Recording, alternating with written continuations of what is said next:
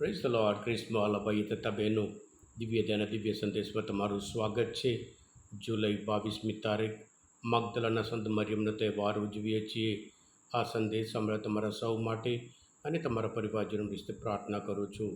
તમારા બાઇબલ લેલો, પ્રભુના વચન સાંભળીએ. યોહાન ગ્રંથ 20મો અધ્યાય 1, 2 કડી અને 11થી 18મી કડી સુધી. અઠવાડિયાને પહેલે દિવસે વહેલી સવારમાં હજુ અંધારું હતું. ત્યાં જ મગદલાની મરિયમ કબર આગળ આવીને જુએ છે તો કબર ઉપરથી પથ્થર હટાવી લીધેલો હતો. આથી તેણે દોડતા સિમોન પીટર અને ઈસુના બીજા વહાલા શિષ્ય પાસે જઈને કહ્યું, પ્રભુને કબરમાંથી બહાર કાઢી લીધા છે, એને ક્યાં રાખ્યા છે એની અમને ખબર નથી. પછી મરિયમ બહાર કબર પાસે રડતી ઊભી હતી. રડતા રડતા તેણે કબર નીચે નમીને જોયું તો ઈસુનું શબ જ્યાં મૂકેલું હતું ત્યાં સફેદ વસ્ત્રધારી 2 દેવદૂતો બેઠેલા હતા, એક ઓશિકે અને બીજો પાંગતે. તેણે તેને પૂછ્યું, ભાઈ તું કેમ રડે છે? તેણે કહ્યું, કારણ તેઓ મારા પ્રભુને લઈ ગયા છે અને તેમને ક્યાં રાખ્યા છે એની મને ખબર નથી. એટલું કહીને પાછું ફરીને જોતાં તેને ઈસુ ઊભેલા દેખાયા, પણ એ ઈસુ છે એમ તે ઓળખી ન શકી. ઈસુએ તેને કહ્યું, ભાઈ તું કેમ રડે છે? તું કોને શોધે છે? આ માળી છે એમ ધારીને તેણે કહ્યું, ભાઈ તમે જો એમને ઉપાડી ગયા હો તો મને કહો કે તમે તેમને ક્યાં રાખ્યા છે, એટલે હું તેમને લઈ જઈશ. ઈસુએ તેને કહ્યું, મરિયમ. એટલે તે તેમના તરફ ફરીને હિબ્રુમાં બોલી ઉઠી, રબ્બુની, અર્થાત ગુરુજી. ઈસુએ તેને કહ્યું, મને વળગીશ નહીં, હજુ હું પિતા પાસે ઉપર ચાલ્યો ગયો નથી, પણ મારા ભાઈઓને જઈને કહેજે કે હું મારા પિતા અને તમારા પિતા, મારા ઈશ્વર અને તમારા ઈશ્વર પાસે ઉપર જઈ રહ્યો છું. મગદલાની મરિયમે આવીને શિષ્યોને જાણ કરી કે મને પ્રભુના દર્શન થયા છે અને તેમણે મને આમ આમ કહ્યું છે. આ પ્રભુની વાણી છે, તે આપણો આધાર છે. ક્રિસ્મવાલા ભાઈ તથા બહેનો, સજીવન તેલા પ્રભુની પ્રથમ સાક્ષી મરિયમ છે. અને પછી એ સંદેશ પ્રેષિતોને જઈને આપવાનો કહેવાય, એ પ્રેષિતોના પ્રેષિત તરીકે એ સ્વીકારવામાં આવે છે.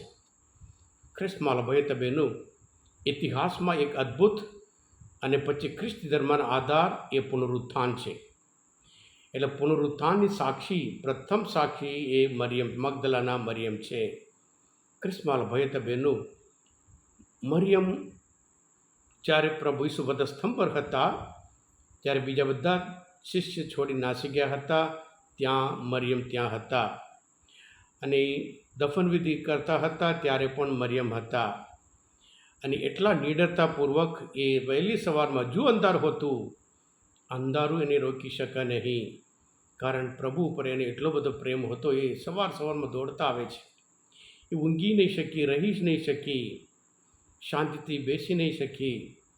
એટલે ત્યાં આવીને જુએ છે, ત્યાં કબર ઉપરથી પથ્થર હટેલો હતો. અને પછી એને વધારે દુઃખ થાય છે. એટલે કોઈએ એમને પ્રભુને લઈ ગયા છે એમ કરીને એ પૂછ્યું, તેમને ક્યાં લઈ ગયા છે મને કહો, હું જઈને લઈ જઈશ. ખ્રિસ્તવાલા ભાઈ તથા બહેનો, આ જે આંખોમાં આંસુ હોય, વિચારમાં દુઃખ હોય, ત્યારે જે છે એ આપણે જોઈ શકતા જ નથી. આપણે ઘણી બધું ધારીએ છીએ, એ સાચું નથી હોતું. જેવી રીતે મરિયમને લાગે છે કોઈએ લઈ ગયા છે, એવી રીતે અમુક વખત આપણે પણ અમુક ઇમિડિયેટ જજમેન્ટમાં આવીએ છીએ, આ હશે, આ હશે, આ હશે. સત્ય તો જુદું છે, પણ આપણે ધારીએ છીએ અલગ છે. આપણે જે ધારીએ છીએ ઘણી વખત સત્ય હોતું નથી, સત્ય થતું નથી. એટલે પણ એને તો પ્રભુ ઉપર એટલો બધો વિશ્વાસ, એટલો બધો પ્રેમ, અને પ્રભુ વિશેને ઓળખી કાઢે છે. અને જ્યારે પ્રભુ એને કહે છે મરિયમ, મરિયમનું નામ લેતા પ્રભુનો અવાજ એ ઓળખે છે. એના અવાજ પરથી ઓળખતા એ કહે છે, રબ્બુની, ગુરુજી. હા ખ્રિસ્તવાલા ભાઈ તથા બહેનો, આ મરિયમ પ્રભુ ઈસુના પુનરુત્થાન પ્રથમ સાક્ષી અને સાથે સાથે કે પ્રેષિતોના પ્રેષિત થઈ જાય છે. અને પછી આ મરિયમનું નામ ચારે ચાર શુભ સંદેશમાં આપણને જોવા મળે છે. ક્રિસ્માલ ભાઈ તબેનો અને જીવન આપણે બતાવે છે એ તારો શોક આનંદમાં પલટાય અને શોક આનંદમાં પલટાઈ ગયો છે. એને જે શોધી હતી અને પછી એને સત્ય મળી ગયો છે. અને સાથે સાથે પ્રભુ ઈસુ કહે છે મને વળગીશ નહીં પણ જઈને તું પ્રગટ કરજે, એમ કરીને પ્રગટ કરવા માટે પ્રભુ ઈસુ એને મોકલે છે.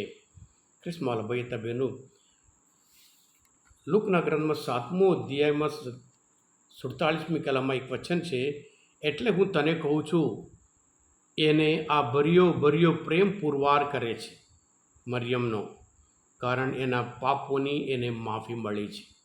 એટલે જેને વધારે માફ થાય છે એ વધારે પ્રેમ રાખે છે. દરેક સંત માટે એક ભૂતકાળ હોય અને દરેક પાપી માટે એક ભવિષ્યકાળ હોય. પાપી હંમેશા પાપી તરીકે રહેતા નહીં અને સંત હંમેશા સંત તરીકે રહેતા નહીં. પાપી પણ સંત બની શકે અને એમ કરીને એક અદ્ભુત સંદેશ આ તહેવાર આપણને બતાવે છે. હા કૃષ્ણવાલા ભાઈ તબેનો આજના મનચિંતન શાસ્ત્ર પર સમજવા માટે અને આ તહેવાર જાણવા માટે ઓળખવા માટે પ્રભુ શ્રી ઓળખવા માટે તરફ થયા હોય તમે પોતે દિવ્ય અને દિવ્ય સબસ્ક્રાઈબ કરજો, બીજા માટે પણ ફોરવર્ડ કરજો, કારણ તમે બધા આશીર્વાદિત છો, અભિષિક્ત છો. પ્રભુ ઈસુ તમારામાં વિશ્વાસ રાખું છું. બોલો દિવ્ય દયાનો જય. God bless you all. Jesus I trust in you. Happy feast.